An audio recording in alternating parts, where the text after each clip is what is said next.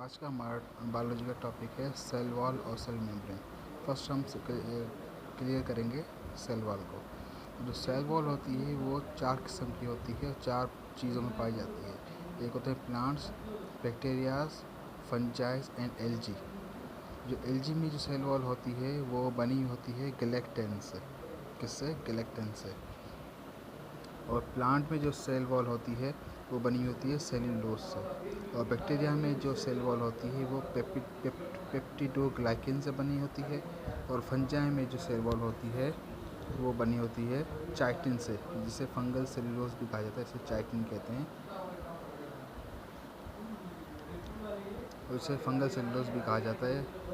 अब हम आते हैं प्लांट सेल वॉल पे। Cellulose is a polymer sugar is insoluble in water. इसका मतलब ये है कि जो सेल्यूलोज होता है वो पानी के अंदर इनसॉल्युबल होता है, क्योंकि अगर देखें, अगर हम प्लांट में अगर पानी के अंदर अगर हम प्लांट डालेंगे तो उस प्लांट को कोई ज़्यादा असर नहीं पड़ता, ना उसे वो चीज़ गलती है, ना ख़राब होती है, ना नरम पड़ती है। क्योंकि जो इसके जो सेल्यूलोज होते हैं वो पॉलीमर होते हैं। पॉलीमर मतलब बहुत सी लेयर से मिलके मॉलिक्यूल बने हुए होते हैं और ये पानी के अंदर इनसॉल्युबल होते हैं, इसलिए प्लांट्स को पानी से कोई ज़्यादा फ़र्क नहीं पड़ता। जो सेल वॉल होती है उसके 3 लेयर्स होती हैं, middle lamella, primary wall and secondary wall. अब यहाँ सोचने की बात है कि हमेशा प्राइमरी वॉल को फर्स्ट कहा जाता है, लेकिन यहाँ पे मिडिल लेमेला पहले आ गई है। अब इसकी वजह के हम जानते हैं। Middle lamella it's join the cell from each other. ये मिडिल लेमेला क्या करती है? ये दो सेल्स को आपस में जोड़ने का काम करती है। कि जैसे अब ये एक सेल है, ये चारों बाहर की तरफ मिडिल लेमेला है, तो जब ये दूसरा सेल होगा इससे ये जुड़ेगी, तब जाके वो दूसरा सेल एक सेल से चिपक पाते, नहीं तो मिडिल लेवल नहीं होती तो वो एक से चिपक नहीं पाते। जो ये बनी हुई होती है मिडिल लेवल जो बनी होती है कैल्शियम मैग्नीशियम पेक्टेट से बनी हुई होती है और ये प्रोवाइड हार्डनेस। उसका काम होता है हार्डनेस प्रोवाइड करना। जैसे कोई जब भी जो कोई फ्रूट होता है जब वो कच्चा होता है तो वो उसके अंदर कैल्शियम मैग्नीशियम पेक्टेट ज़्यादा होते हैं, इसलिए वो ज़्यादा कड़क और हार्ड होता है। जिस तरह वो पकने लगता है तो उसके अंदर कैल्शियम मैग्नीशियम पेक्टेट कम होने लगते हैं, कमज़ोर होने लगते हैं, इसलिए वो जो पकने के बाद जो फल होता है वो नरम पड़ जाता है।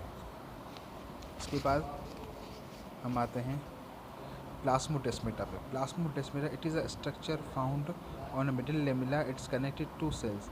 ये एक ऐसा स्ट्रक्चर होता है जो दो सेल्स को आप मिडिल लेमिला के अंदर होता है और दो सेल्स को आपस में जो कनेक्ट करता है from middle lamella, like sharing food and water.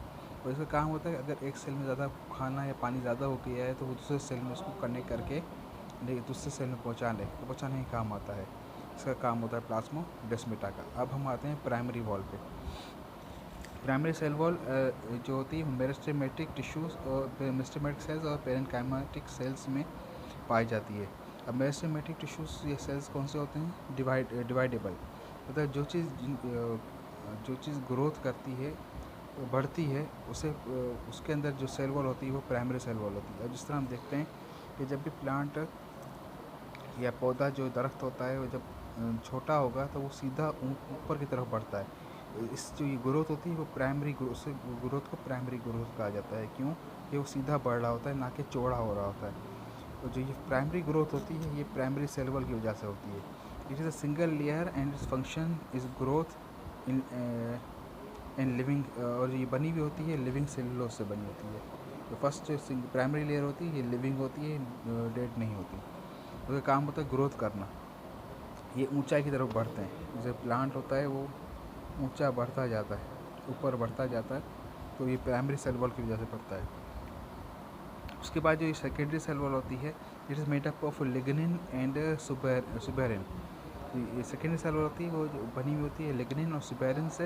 ये पॉलीमर्स होते हैं और ये डेड होते हैं। It is a dead layer. ये तब बढ़ती है जब प्लांट मैच्योर हो जाता है और उसको काम ऊपर बढ़ना नहीं बल्कि चौड़ा होना होता है, उसकी अपनी साइज़ को बढ़ाना होता है। जैसे हम जब लकड़ी काटते हैं तो अंदर से वो डेड होती है, उसके अंदर पानी वानी नहीं होता। क्यों नहीं होता? क्योंकि वो सारी सेकेंडरी सेल वॉल की बनी हुई होती है। अब जो ग्रोथ ऊपर से नीचे से ऊपर हो रही होती है, अब उसे उसे कहेंगे primary growth.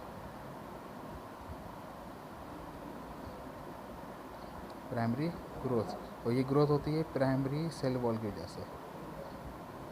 Primary cell wall. और जो ग्रोथ ऐसे होती है चौड़ाई में विड्थ बढ़ती है जिसकी,